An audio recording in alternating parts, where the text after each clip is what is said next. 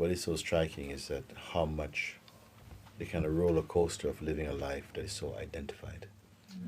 You're so identified. And I think in a way, intelligently, when we look at things like this or life or in general, it doesn't have to be television. We don't need television to see these things. But because they present and exaggerate life in such a kind of extreme way, it gives you a chance to look at this kind of caricature of life, but to actually see something, maybe to reflect on something about the way our identity functions within our own self, and how much it brings so much pressure, how unreal it is when somebody really feels that, I couldn't really go back and tell my children this, these kind of things that we bring onto ourselves, this kind of pressure, that actually to go to your family and say, I failed at this, is a very important part of their growth and of life. And sometimes we say things like when you're turned down from something, that you didn't get this job, or you're not going to be promoted or something. You feel this kind of crushing, but it is so powerful. It's so beautiful, actually. Because something just it's like an instant, a kind of relief. There's a relief about it. In our cultural conditioning, we kind of program ourselves to experience sadness and grief and I don't know what's going to happen. And very often, like, the anticipation of success or failure is greater than the actuality of being told something like you didn't get through it. Then you just have to face it. It's something, when something is so clear that there's no place to play with maybe not. Then it's like this. But I think when watching these things, as you will do with everything in the life, everything becomes a sort of mirror for someone who, what we may call like traditionally a Sadhaka, someone who is really motivated for discovering the truth, and who have traveled some way inside towards that discovery. There's a term called mimiction.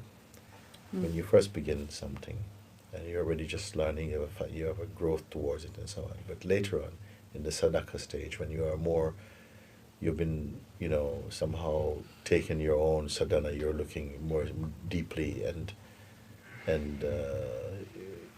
crossing the line, crossing over into real seeing. And then these kind of things, that you can see how pain is created, how suffering is created, and how it is supported, and how costly it is, actually. In a way, you can say that energetically, and how it incites the negative emotions and so on, and even positive ones. It's just they're so short-lived. It's so much stress brought in, and it keep on intensifying identity and this fight for so-called success or fear of failure and all of these things. So on that level, the human drama is very, very high tension. It's very high. But you watch in this, look through this little screen, and it gives you an insight into how identity still plays inside this body. You see how something seems so meaningful, so consequential, while in reality they're just clouds passing like that. Moojiji, what you're saying, about 4 years ago or so, I was all of a sudden, I closed a little business. I wanted to go for a big job, and many interviews were there, but my CV was so strong that the big financial boss of this firm in London, she decided to call me direct. And anyway, so I went to an interview with her. She said 10 minutes. We stayed about 45. To cut a long story short, she's basically sliced me to pieces in the interview. I mean, I won most of it, but in the end, she won many other things. And initially, I thought I was good with it, but a couple of days later, I was completely crushed. But I mean, pretty bad. it's so bad that I couldn't even speak for 2 days. And you guys know how much I talk. I was completely on the floor. And I wrote an email to a very good friend of mine that said, I'm fed up of this Carlo doing this. I found myself writing this thing. I'm fed up of this Carlo wanting things and he never gets them anyway. And he replied to me and he said, well, just writing this is 50% of the job is done. If you really want to give up this thing. And I don't know what happened that day. It was about 1:30 in the morning. All of a sudden, this cloud of heaviness and failure it just went. And I felt so light. And I was like, wow. The most amazing thing that happened, it just released. It just released the grip. It just went. It wasn't there. It wasn't there anymore. Yes. Yeah, it was amazing actually. It's thanks to that stuff that I'm here also. Yes. When the things that take place like that in your life contributes to your freedom, then your life is called wise. When it just drives you further and further into some state of anxiety and suffering, then that life is called bondage. Because all that we taste as experience should in some way just be a pure reflection to you that you're experiencing transience, or just a play, a kind of projection from the mind. But anyway, without itemizing these things, just that we can observe like this, how, whatever it may be, because, we momentarily can understand and we know what it feels like to feel joy, or the sense of, your family is happy and so on. It's such a small thing. Everybody's happy and is happy and, I'm doing this so much, everything is for my baby, So what is this? Yes. And your crush, I don't know how I could ever say to my child, the child don't care about that. I say to my child, no, I'm going over and over. It's like you're educating this child in the most wrong way. Yes. To feel like, you cannot fail, you cannot be turned down by life. And it's such a setup, the old egoic experience. It's just one disaster after another. Even when it appears to be success, it's just another setup for another disaster sometimes. Until we grow out of these things, you see. And who is to be blamed for it? I don't know. It's just the play is so intensely, for as conscious as sentient beings, we are very deeply attracted to, the duality of experiencing. Even when they're painful, somehow something is just so engaged with experiencing and like this.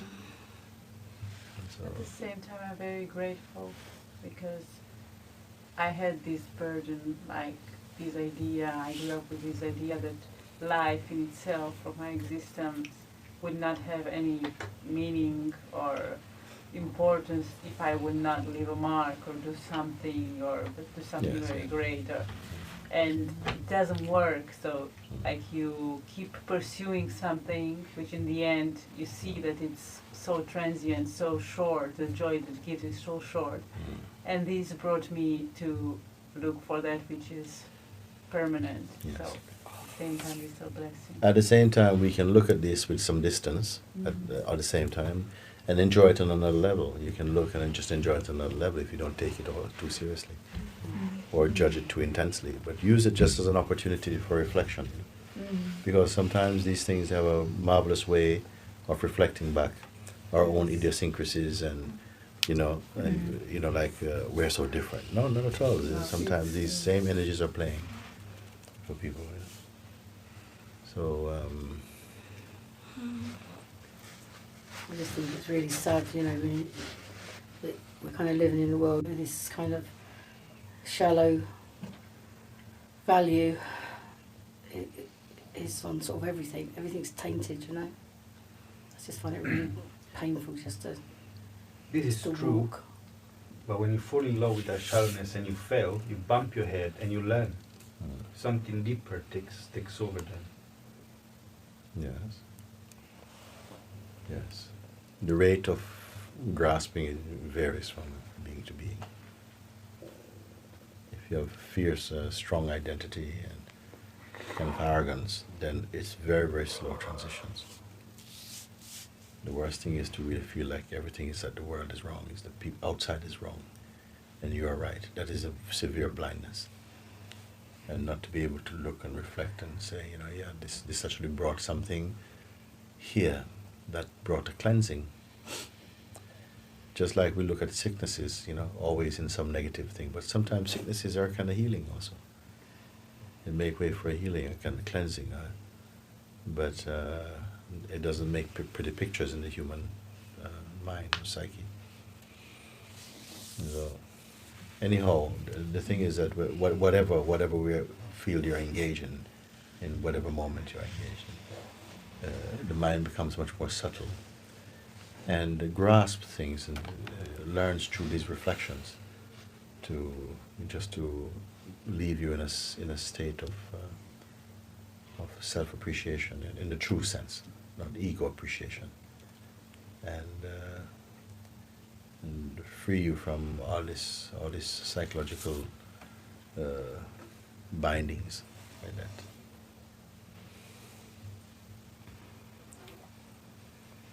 And the thing is also, we want to participate because sometimes of the joy or our own emotional rights, because we are also attached very much to emotional experiencing and feeling happy for someone, feeling sad, and feeling all of this stuff. We are participating. We're all participants at the same time. We're really just impartial observers.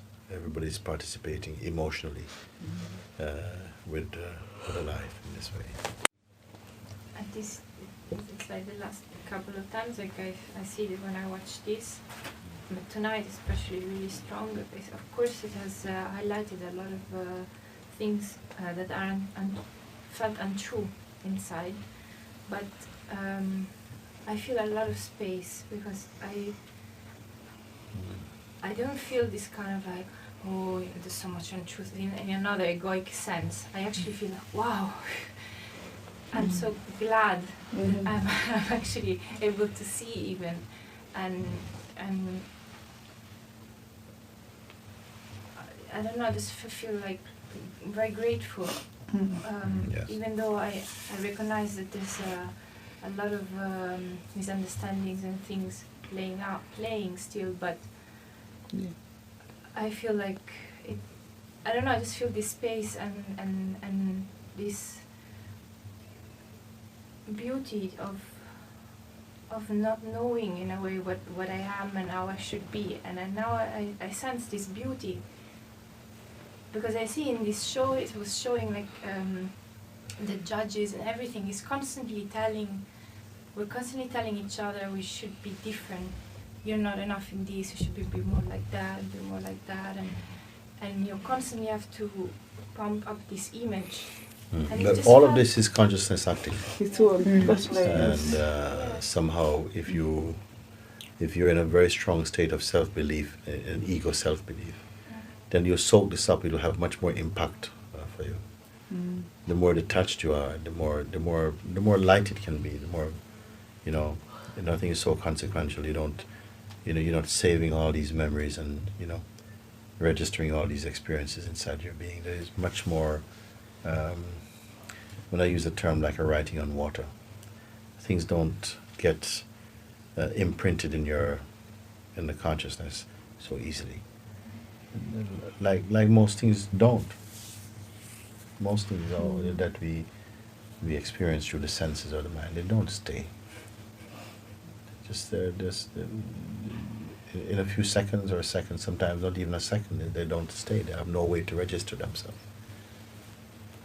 Because there is no interest. There's no interest. There's no transaction. It's just, we can look into, maybe that's not the right way of saying, because you can look at something like this in intricate detail without leaving yourself.